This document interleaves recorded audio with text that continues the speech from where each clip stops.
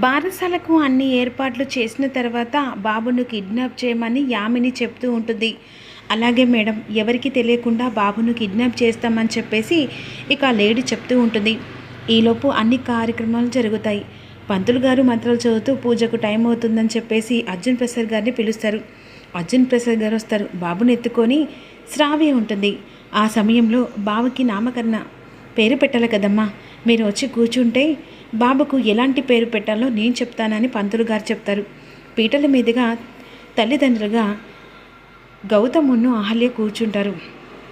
ఇక 2 అక్షరాలు మాత్రం ఇతని పేరు మీద చాలా బాగున్న ఆ అక్షరం మీద ఈ అనే అక్షరం మీద ఈ పేరు ఒక్కసారి మీరు ఏ పేరు పెట్టాలనుకుంటున్నారో ఆ పేరు పెట్టండి అని చెప్పేసి పంతులు గారు చెప్పిన తర్వాత ఆ సమయంలో ఈ అనే అక్షరం వచ్చింది కదా, అయితే ఈ మీద పేరుంది కదా, నా మునిమ్మనని పేరు అభిలాష్ అని చెప్పేసి బామ్మ అంటుంది. ఏంటి బామ్మ ఆ పేరు మీద పెడుతున్నా, ఈ అనే అక్షరం వచ్చింది కదా, ఇంద్ర అని పేరు పెడితే బాగుంటుంది.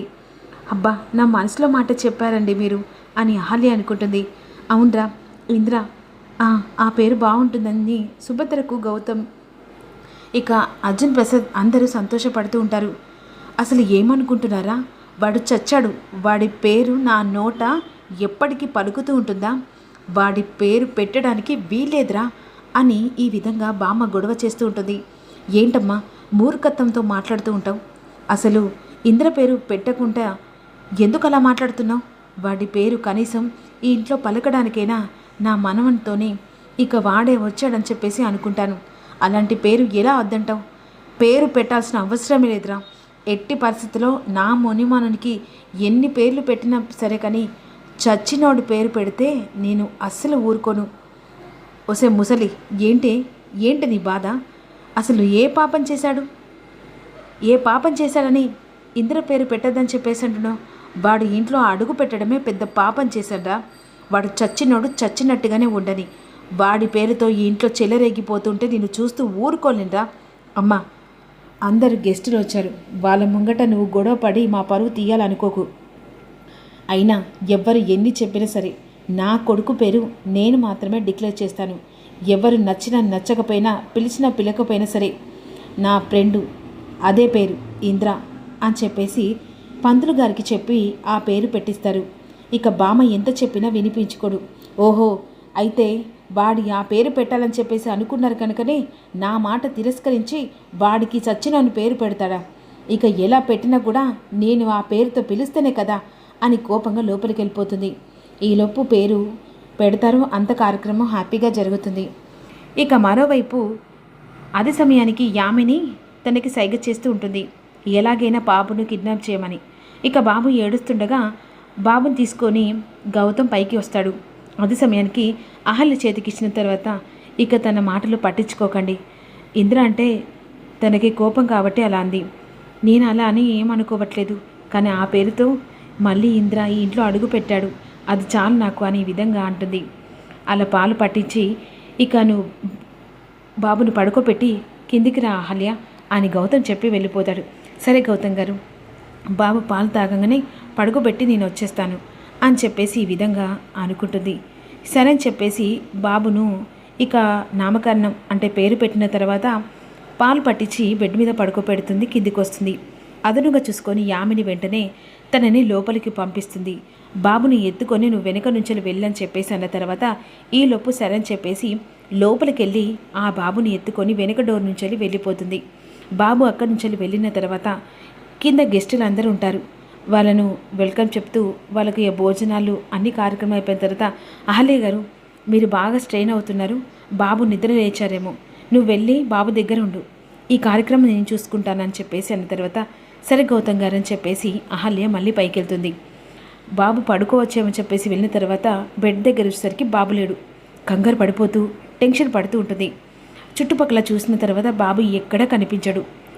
అదేంటి, బాబు ఎవరి చేతిలో ఉన్నాడు, ఒకవేళ మావయ్య చేతిలో ఉన్నాడేమో అని చెప్పేసి మళ్ళీ గబగబకి ఇంటికి వస్తుంది.